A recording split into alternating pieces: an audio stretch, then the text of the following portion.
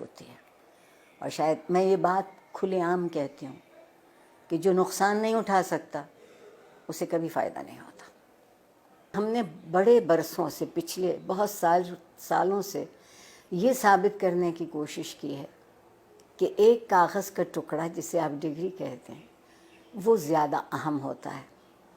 اور اس کے لیے ہم نے نصاب تعلیم کو بھی، آپ دیکھیں نا، اگر مجھے انگریزی کا لفظ بولنے کی اجازت دیں، ملٹیپل چوائسز، کوئز، نہیں، یہ ہم طوطے تو نہیں پڑھاتے نا، ہم حساس ذہین انسانوں کو پڑھاتے ہیں اور ان کے حس اور ان کی ذہن سے کام نہیں لیتے. اس کی بنیادی وجہ یہ ہے کہ جب میری نسل جو تقریباً قبل از مسیح سے ہے وہ پڑھتی تھی تو تعلیم کے ساتھ ایک بڑا ضروری لفظ جڑا ہوا تھا، وہ تربیت تھا. اب ہم نے تعلیم کے ساتھ تربیت کو شامل نہیں کیا ہے. کہیں آپ یہ دو لفظ لکھا نہیں دیکھتے. پھر ایک اور کمال کیا ہمارے ہاں جنرل ضیاء الحق صاحب نے، جنہیں میں اپنا محبوب بھی کہتی ہوں، کہ انہوں نے ہم سے مکالمہ چھین لیا، سوال کرنے کی اجازت نہیں رہی. تو جو معاشرہ سوال کرنا بھول جاتا ہے وہ جواب کیسے ڈھونڈے گا؟ اور ڈگری ہمارے ہاتھ میں دی گئی کہ ہم ایک اچھا روزگار تلاش کرتے.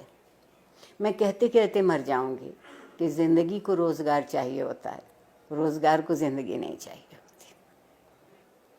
ہم کندھوں کا بوجھ بڑھا رہے ہیں، ہم ذہن کو وسیع نہیں کر رہے، کشادہ نہیں کر رہے. استاد کو اجازت نہیں ہے کہ جو کتاب اس کے ہاتھ میں ہے اس کے علاوہ وہ کچھ کہہ سکے کہ کہیں اور سے پڑھا ہو. ٹھیک.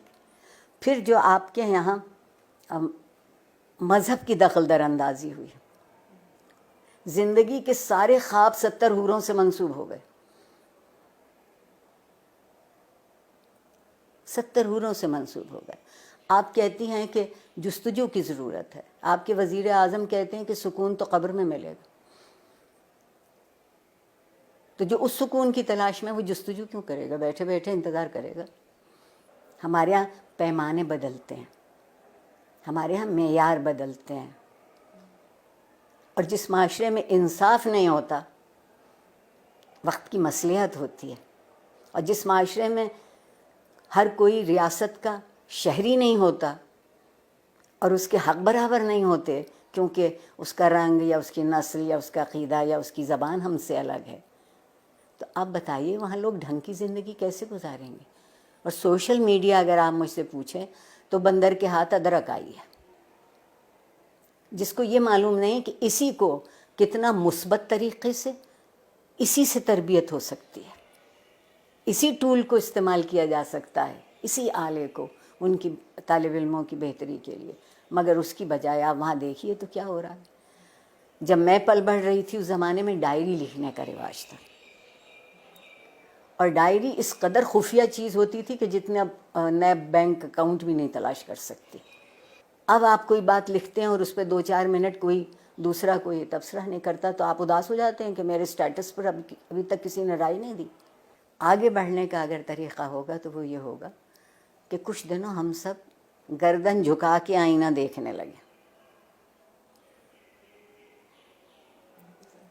گردن جھکا کے آئینہ دیکھیں گے تو ہماری سمجھ میں اپنا آپ آئے گا. میں اگر اپنے آپ کو پہچان لوں، مجھے معلوم ہو جائے کہ یہ میرے مثبت صورتحال ہے، یہ منفی ہے، آئیے مثبت کو بڑھا لیتے ہیں، منفی کو چھوڑ دیتے ہیں.